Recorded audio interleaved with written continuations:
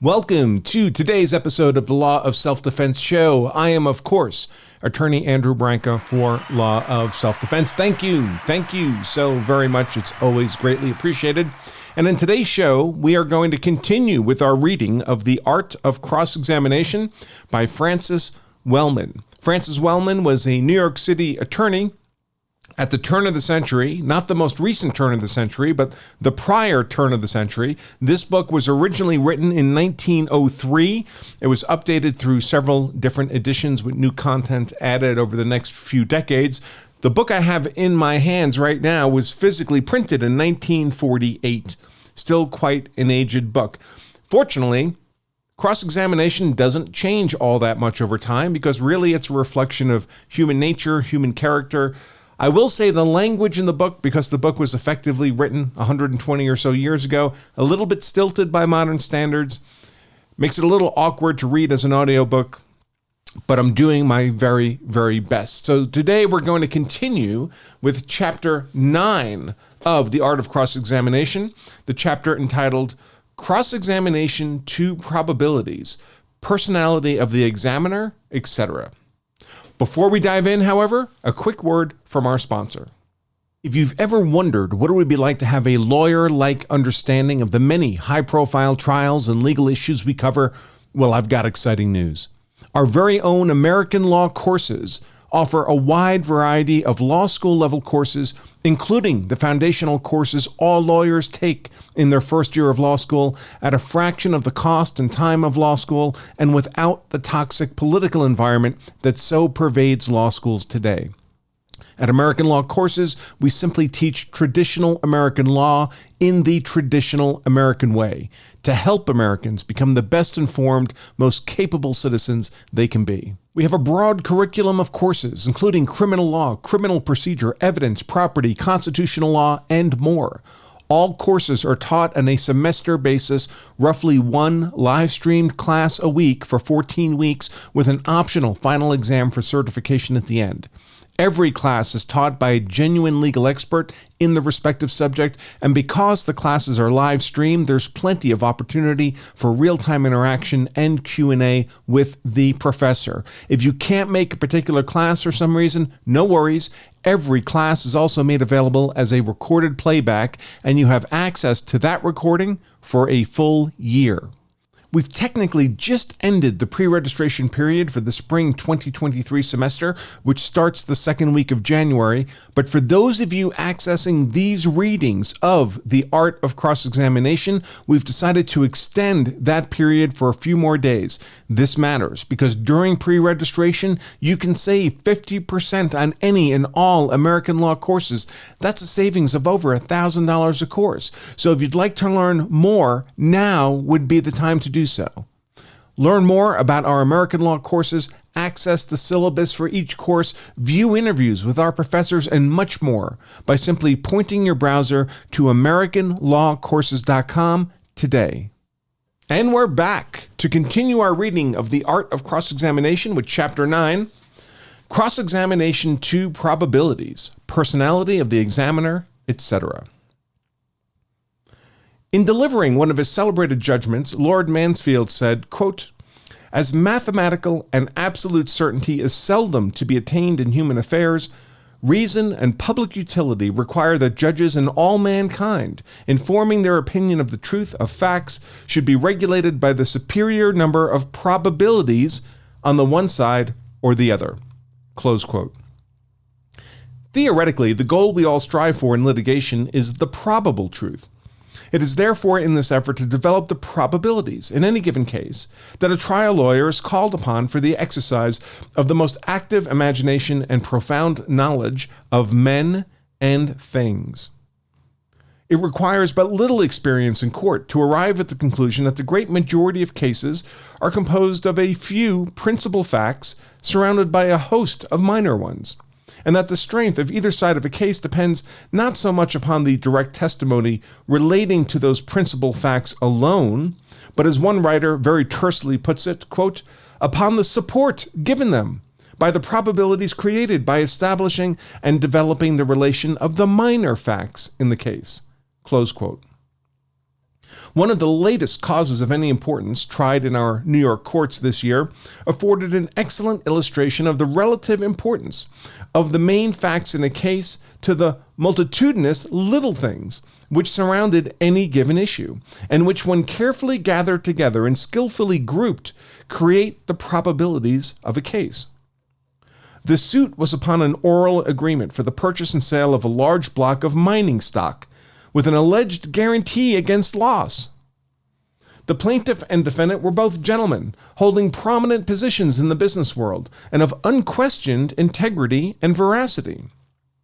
The only issue in the case was the simple question as to which one was correct in his memory of a conversation that had occurred 5 years before.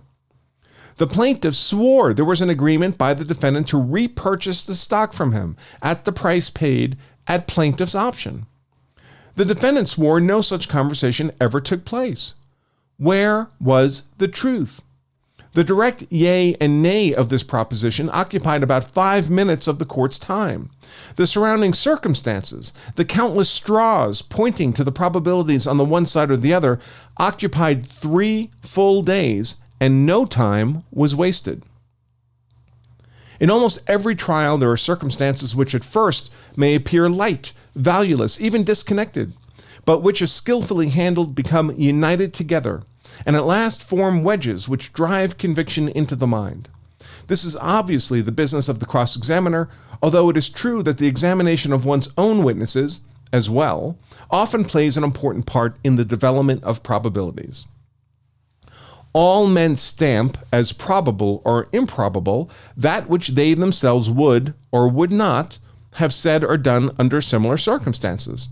Quote, as in water face answereth to face, so the heart of man to man. Close quote. Things inconsistent with human knowledge and experience are properly rated as improbable. It was Aristotle who first said, quote, probability is never detected bearing false testimony. Close quote.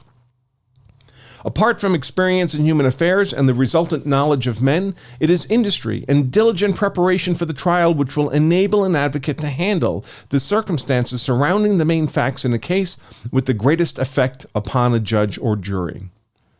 One who has thought intently upon a subject which he is going to develop later on in court and has sought diligently for straws to enable him to discover the true solution of a controversy will, when the occasion arises upon the trial, catch and apply facts which a less thoughtful person would pass by almost unnoticed.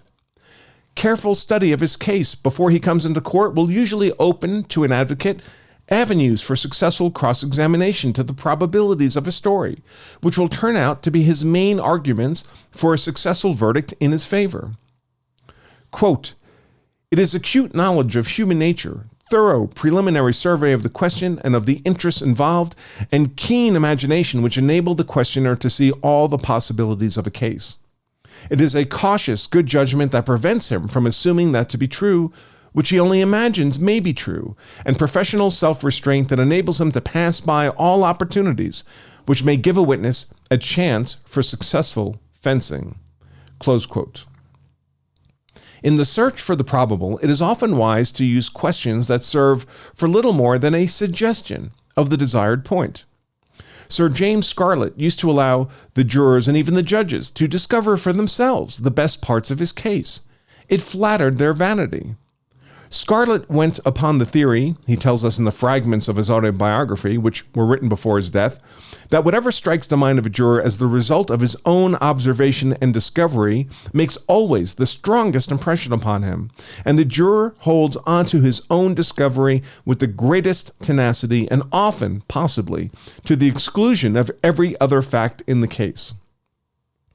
This search for probabilities, however, is a hazardous occupation for the inexperienced. There is a very great danger of bringing out some incidental circumstance that serves only to confirm or corroborate the statements of a witness made before cross-examination began. Thus, one not only stumbles upon a new circumstance in favor of his opponent, but the fact that it came to light during the cross-examination instead of in the direct multiplies its importance in the eyes of a jury. For it has often been said, and it is a well-recognized fact, that accidental testimony always makes a greater impression on a juror's mind than that deliberately and designedly given. Another danger in this hazardous method of cross-examination is the development of such a mass of material that the minds of the jurors become choked and unable to follow intelligently. If one cannot make his points stand out clearly during his cross-examination, he had better keep his seat. It used to be said of Law, a famous English barrister, that, quote, he wielded a huge two-handed sword to extract a fly from a spider's web, close quote. There are occasions, however, where a cross-examiner can accomplish results only by a long, drawn-out, persistent questioning of a witness in an effort to bring the truth out of him after he has become brain-weary. A striking example of this method can be found in the record of the trial in a suit brought by Miss Amanda Bird against her former employer, the National City Company, principal subsidiary of the National City Bank of New York, for false imprisonment and malicious prosecution. Miss Bird, without cause, had suddenly made a public announcement that the bank which employed her, she had discovered, was systematically cheating the government and also the bank's clients. Her excitement became so pronounced that she was removed to the psychopathic ward of Bellevue Hospital for observation, where an investigation of the young woman developed that she had symptoms of paranoia.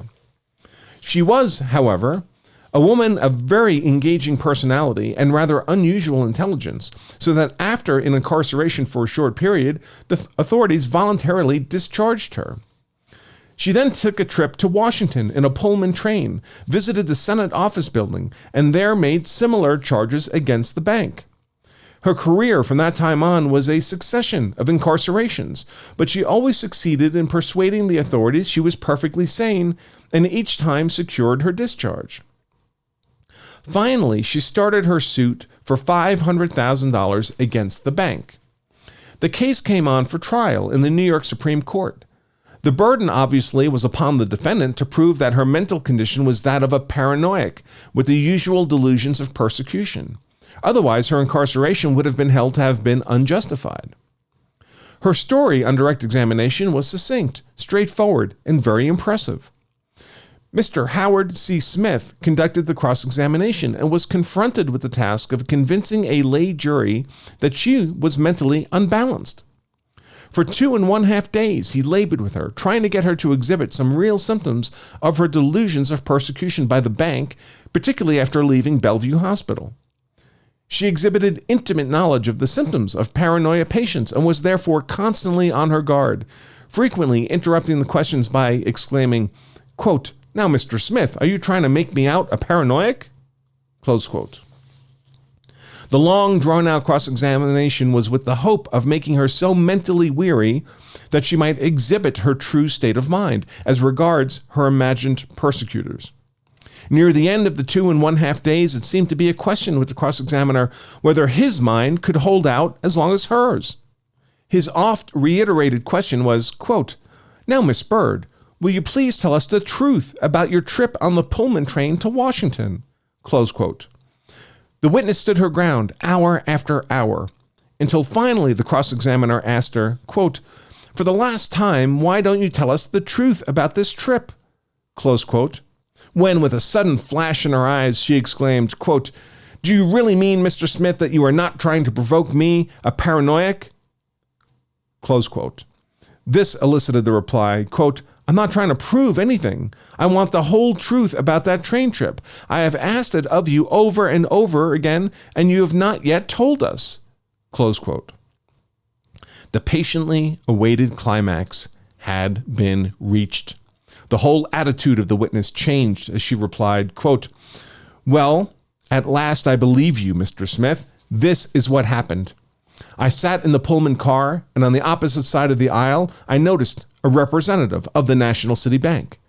In front of me was another representative, and farther along the aisle was a man who also represented the bank, shielding his face with a newspaper. I noticed that he had several whispered conversations with the conductor. As we pulled out of Baltimore and had proceeded to a point where there were thick woods, the porter gave a signal, and the conductor stopped the train, and there outside of my window I saw 5 thugs, all emissaries of the bank, waiting to get me. I appealed to a passenger and he persuaded the conductor to proceed, and thus I was saved." Close quote. One can imagine the relief of the cross-examiner that at last her real state of mind had been made apparent, if only by bearing down upon her until her resistance was gone. The case ended in a mistrial, with the jury standing 10-2 for the defendant. When the new trial opened, it seemed best that some settlement should be made and a moderate amount was agreed to.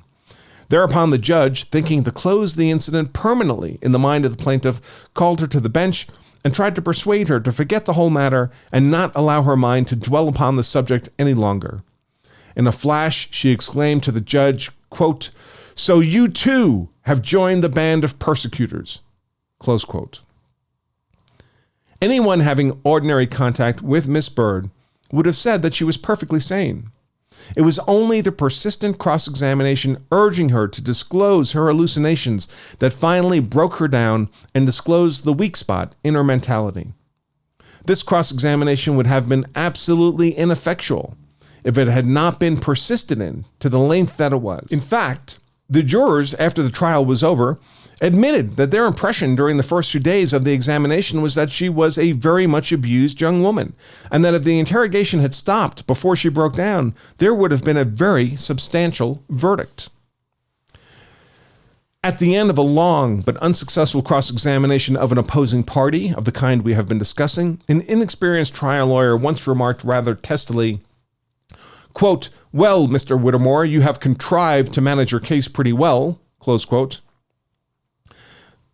The reply, quote, "Thank you, counselor," said the witness with a twinkle in his eye. "Perhaps I might return the compliment if I was not testifying under oath," close quote. It so frequently happens that a lawyer who has made a failure of his cross-examination accentuates that failure by a careless side remark instead of a dignified retreat, that I cannot refrain from relating another anecdote in this connection to illustrate the danger of these side remarks. For I am of the opinion that there is no surer way to avoid such occurrences than to have ever present in one's mind the mistakes of others. One of the most distinguished practitioners in the criminal courts of the city of Philadelphia was prosecuting a case for the government. His witnesses had been subjected to a vehement cross-examination by the counsel for the prisoner, but with little effect upon the jury. Counsel for the prisoner bided his time, content to wait for another opportunity. After the testimony for the state had closed, the prosecuting attorney arose and foolishly remarked, quote, "Now, Mr. Ingraham, I give you fair warning after the way you have treated my witnesses. I intend to handle your witnesses without gloves." Close quote. The response, quote, "That is more than anyone would care to do with yours, my friend," replied Mr. Ingraham, and the dirt seemed somehow to stick to the state witnesses throughout the trial.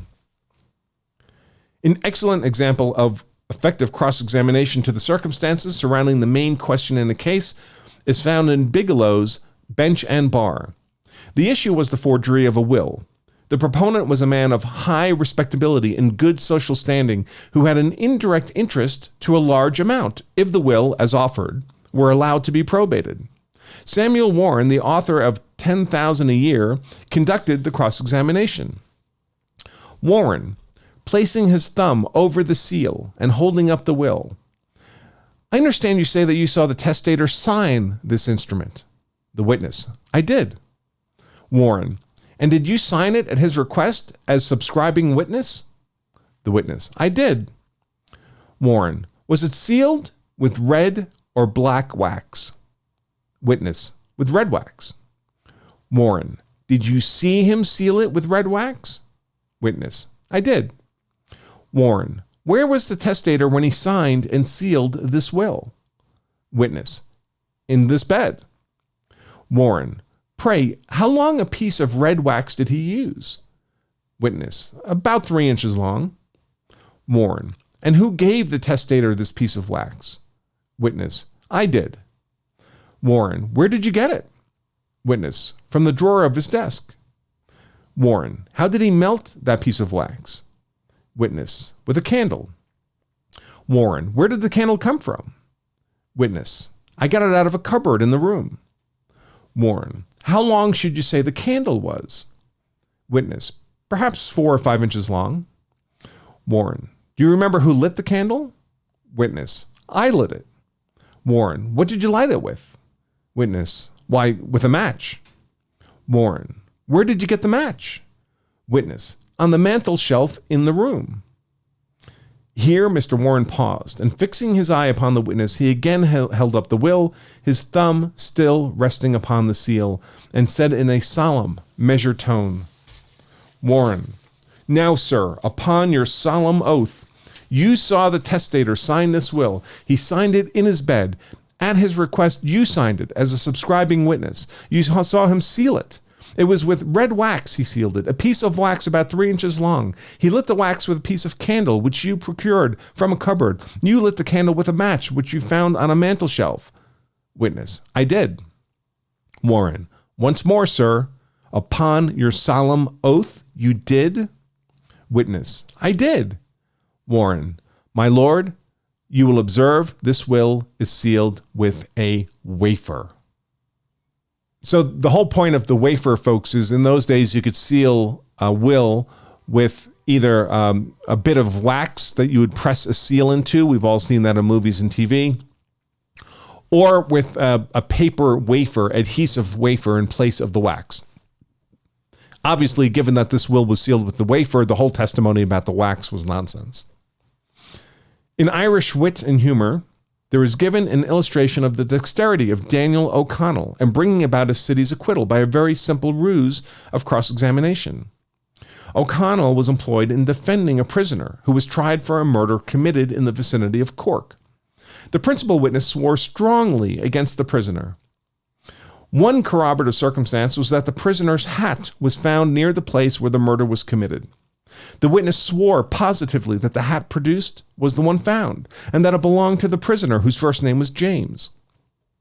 O'Connell, by virtue of your oath, are you positive that this is the same hat? Witness, I am. O'Connell, did you examine it carefully before you swore in your information that it was the property of the prisoner? Witness, I did. O'Connell, taking up the hat and examining the inside carefully. Now let me see. James. Do you mean those letters were in the hat when you found it? Witness, I do. O'Connell, did you see them there? Witness, I did. O'Connell, and you are sure this is the same hat? Witness, I am sure. O'Connell, holding up the hat to the bench. Now, my lord, I submit this is the end of this case. There is no name whatever inscribed in this hat. Akin to the effect produced upon a jury by the probabilities in a case is the personal conviction of the lawyer who is conducting it. A man who genuinely and thoroughly believes in his own case will make others agree with him, often though he may be in the wrong. Rufus Choate once said, quote, I care not how hard the case is. It may bristle with difficulties. If I feel I am on the right side, that case I win. Close quote. It is this personal consciousness of right that has a strong moral and mental effect upon one's hearers. In no way can a lawyer more readily communicate to the minds of the jury his personal belief in his case than in his method and manner of developing through his examinations the probability or improbability of the tale which is being unfolded to them. In fact, it is only through his examination of the witnesses and general conduct of the trial and his own personal deportment that a lawyer is justified in impressing upon the jury his individual belief regarding the issues in the case. The expression in words of a lawyer's opinion is not only considered unprofessional, but produces an entirely different effect upon a jury from the influence which springs from earnestness and a profound conviction of the righteousness of the cause advocated. Writing upon this branch of the subject, Senator Hoare says, quote, it is not a lawyer's duty or his right to express his individual opinion.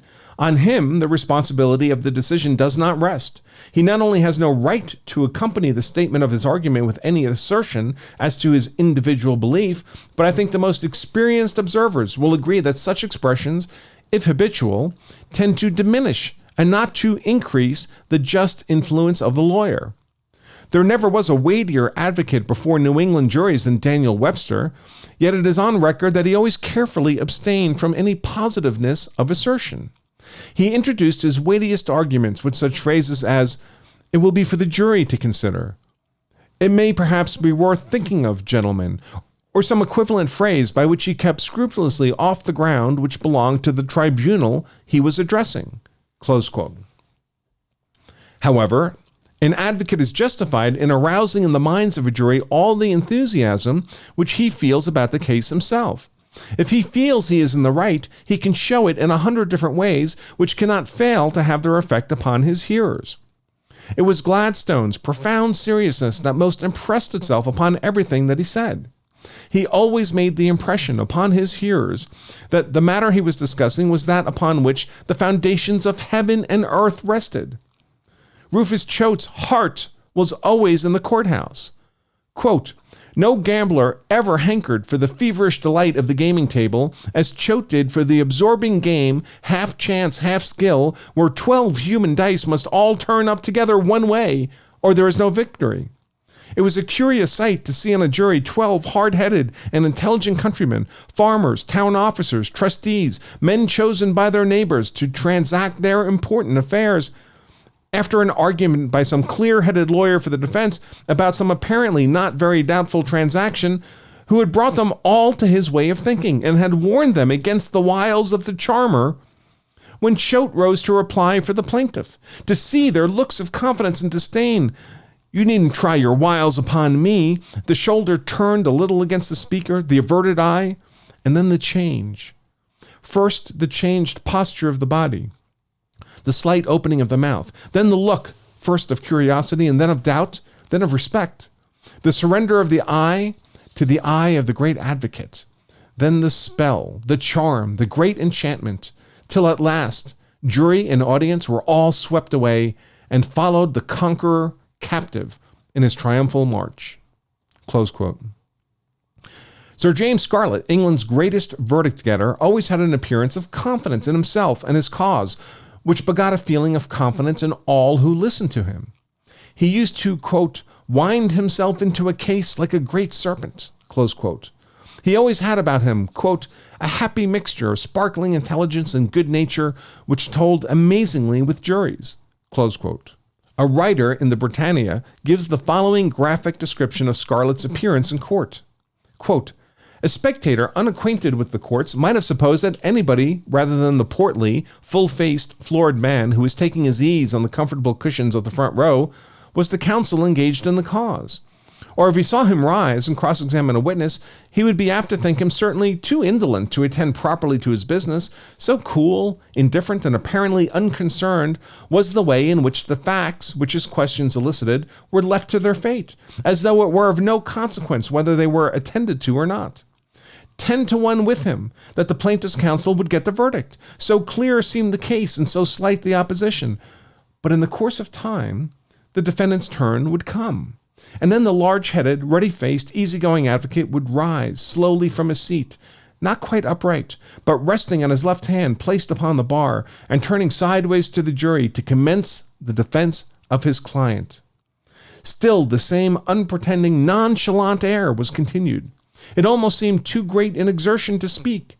The chin of that ample face rested upon the still more ample chest, as though the motion of the lips alone would be enough for all that might have to be said. So much for the first impression. A few moments' reflection sufficed to dispel the idea that indolence had anything to do with the previous quiescence of the speaker. Now it became clear that all the while he seemed to have been taking his ease bodily, he had been using his powers of observation and his understanding. That keen gray eye had not stolen glances at the jury, nor at the witnesses either, for nothing, nor had those abandoned facts, drawn out in cross-examination, been unfruitful seeds, or cast in barren places. Low as the tone of voice was, it was clear and distinct. It was not a mere organ of sound, but a medium of communication between the mind of the advocate and the minds of the jury. Sir James Scarlett did not attempt, like Denman or Brougham, to carry the feelings of a jury by storm before a torrent of invective or of eloquence, nor was there any obvious sophistry, such as occupied too large a space in the speeches of Campbell or Wilde. It was with facts, admitted, omitted or slurred over as best suited his purpose, and with inferences made obvious in spite of prepossessions created by the other side, that this remarkable advocate achieved his triumphs." Close quote. Personal magnetism is perhaps the most important of all the attributes of a good trial lawyer. Those who possess it never fully realize it themselves, and only partially, perhaps, when under the influence of a large audience. There is nothing like an audience as a stimulant to every faculty. The cross-examiner's questions seem to become vitalized with his knowledge of the topic of inquiry and his own shrewd discernment of the situation of the witness and the relation which the witness's interests and feelings bear to the topic. His force becomes almost irresistible, but it is a force in questions, a force aroused in the minds of the witness, not in the voice of the questioner. He seems to be able to concentrate all the attention of his hearers upon the vital points in the case. He imparts weight and solidity to all he touches. He unconsciously elevates the merits of his case. He comes almost intuitively to perceive the elements of truth or falsehood in the face itself of the narrative without any regard to the narrator. And new and undreamed of avenues of attacking the testimony seem to spring into being almost with the force of inspiration. Such is the life and such the experiences of the trial lawyer. But I cannot leave this branch of the subject without voicing one sentiment in behalf of the witness, as distinguished from the lawyer, by quoting the following amusing lamentation which has found its way into public print. Quote, "Of all unfortunate people in this world, none are more entitled to sympathy and commiseration than those whom circumstances oblige to appear upon the witness stand in court. You were called to the stand and place your hand upon a copy of the Scriptures in sheepskin binding with a cross on the one side and none on the other, to accommodate either variety of the Christian faith. You are then arraigned before two legal gentlemen, one of whom smiles at you blandly because you are on his side, and the other eyeing you savagely for the opposite reason.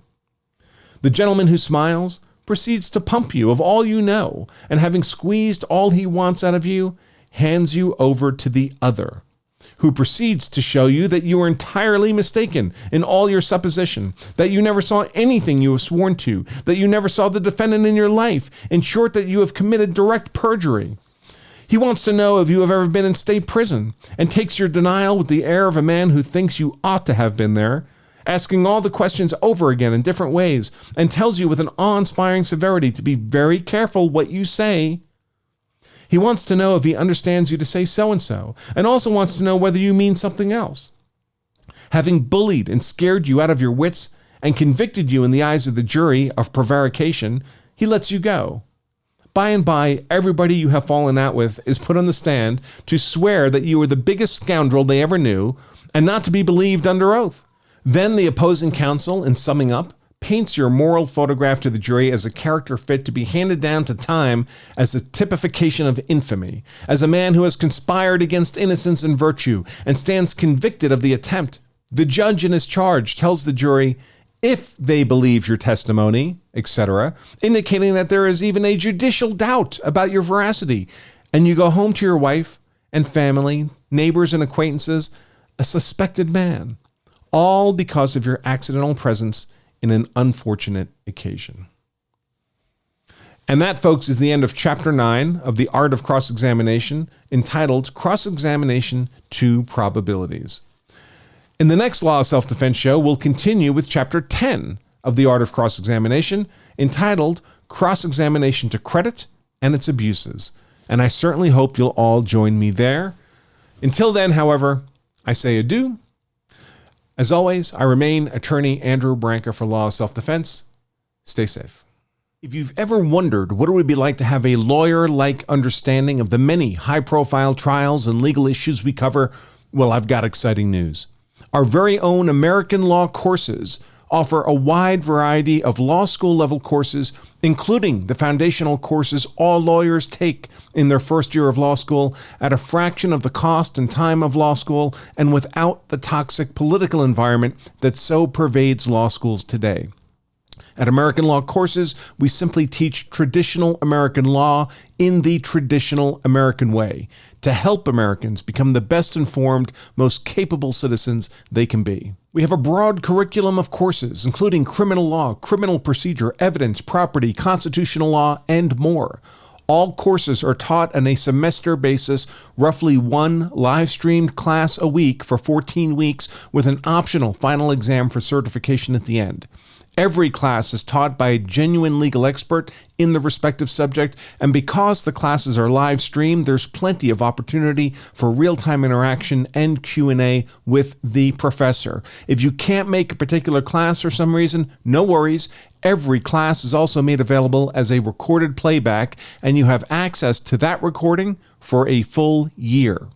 We've technically just ended the pre-registration period for the spring 2023 semester, which starts the second week of January. But for those of you accessing these readings of The Art of Cross-Examination, we've decided to extend that period for a few more days. This matters because during pre-registration, you can save 50% on any and all American law courses. That's a savings of over $1,000 a course. So if you'd like to learn more, now would be the time to do so. Learn more about our American law courses, access the syllabus for each course, view interviews with our professors, and much more by simply pointing your browser to AmericanLawCourses.com today.